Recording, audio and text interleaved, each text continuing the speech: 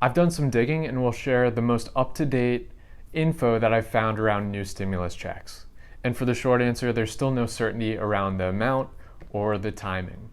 But more importantly, whether it comes through or not, we should have learned from the last one. For example, there was a spike in new openings for Robinhood and other trading accounts. That's great that more people are interested in investing. Barriers to entry have never been lower, and anyone can generate the same percentage returns as Jeff Bezos or Bill Gates. If you buy just one share or even a fraction of a share,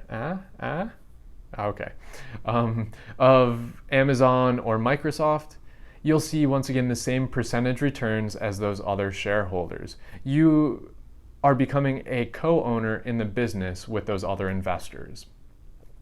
I've been preaching the huge benefits of investing and saving for close to a decade now. My portfolio has made some huge strides, and really anyone can follow suit. Although, with the wave of new stimulus check investors, I'm seeing some big mistakes. And to be honest, I've seen even some more experienced investors make these same mistakes.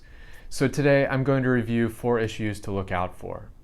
And before we do that, I'd really appreciate it if you just tap the like button down below ever so gently, as well as subscribe. And if you have already, I really appreciate the support. This is just a passion project, and I often spend some late nights after work or pretty often weekends putting this research together. So once again, thank you. All right, 4 investing mistakes to avoid, and a lot of newer investors tend to make these. Up first, early wins can lead to bigger losses. It's a bit counterintuitive, but I've seen many first-time investors have big gains on their first few trades. And that's great, but it can often lead to overconfidence. Some of those early investors, thinking they have the hang of investing, follow up by investing even more money into a single stock or position. But eventually, losses follow, and they're amplified by that bigger investment. So I just ask you to be cautious with the amount of risk you take on. Okay, so the second mistake that I often see is hindsight bias. If only I had a nickel for every time I've heard, I could have invested in Apple back in the day. Or replace Apple with any other successful company today, like Tesla. The problem though is that they didn't invest. It's really easy to see the best investment opportunity after the fact, but in reality, for every Apple back in the day, there were likely 50 other companies they looked just as promising, but they failed. So just be careful with piling all of your savings into any one company. Beware of the risk. And with these first 2 points, maybe you're starting to notice a theme. Risk is just as important, if not more important, than reward. That's why I've put together a video that focuses on risk management. Now, it's not I'll go ahead and link to that down below in the description. And it's not a sexy topic, but understanding it or understanding risk really is important to becoming a successful investor. Now, the third most common mistake that I see for newer investors is thinking that a high share price makes it an expensive investment. But companies can arbitrarily control share price with stock splits or reverse splits. For example, let's say there's a $100 million business and it has 100 million shares outstanding. You could then buy one share for $1. But if the company has a 1-for-10 reverse split, the total number of shares outstanding drops to 10 million. And the new single share would be worth roughly $10. That's assuming that the total $100 million business valuation doesn't change, which normally when there's a split announcement, there is a little movement with the overall business valuation. But still, this just goes to show that companies can issue an arbitrary number of shares. Overall, share price doesn't really tell us much. Instead, we should look at price relative to company earnings, aka the price to earnings ratio. And we should definitely look at other more useful metrics. One of my favorites is the EV to EBITDA ratio, and maybe I should put together a video just focused on that. If you're interested, just feel free to drop a comment down below. Now, the fourth and final big issue that I see with newer investors, it's more of a mindset, is having unrealistic expectations. If you're looking to double your money every year, good luck with that. Over most longer time frames, the stock market averages annual returns of around 8 to 10%.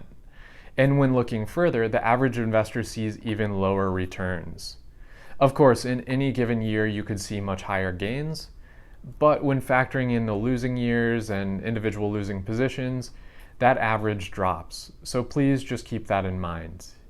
There are many factors like living in a lower interest rate world, but for now, I'd personally be happy with earning 7% average annual returns going forward. That'd be roughly doubling my starting investment every 10 years using the rule of 72, which you can check out. And when I project my savings and investment returns going forward, I factor wide margins of safety. That way, I'm often pleasantly surprised by better outcomes. That also flows into kind of my work ethic of under-promising and over-delivering. And those under-promises are still good promises nonetheless. So I hope this insight helps you make better investment decisions with your past income and savings. And now, as I mentioned before, I've looked into the possibility of a second stimulus check. So here's some insight on that topic. There are two competing legislative proposals that would provide another stimulus check: the HEALS Act and the HEROES Act. And in both, they propose another $1,200 stimulus check with the same limitations as before. If you make above $75,000, the amount of the check drops, going up to, I believe, $99,000. Above that, you wouldn't receive any of the stimulus check. The problem, though, there's, as expected, the typical political kerfuffle. Word of the day.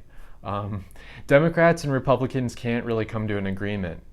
And now they're on recess until, I believe, September 8th, just after Labor Day weekend. Although Congress leaders have said they would call them back to Washington if there's a compromise bill that has appeared and it's ready for approval, but that really doesn't seem too likely.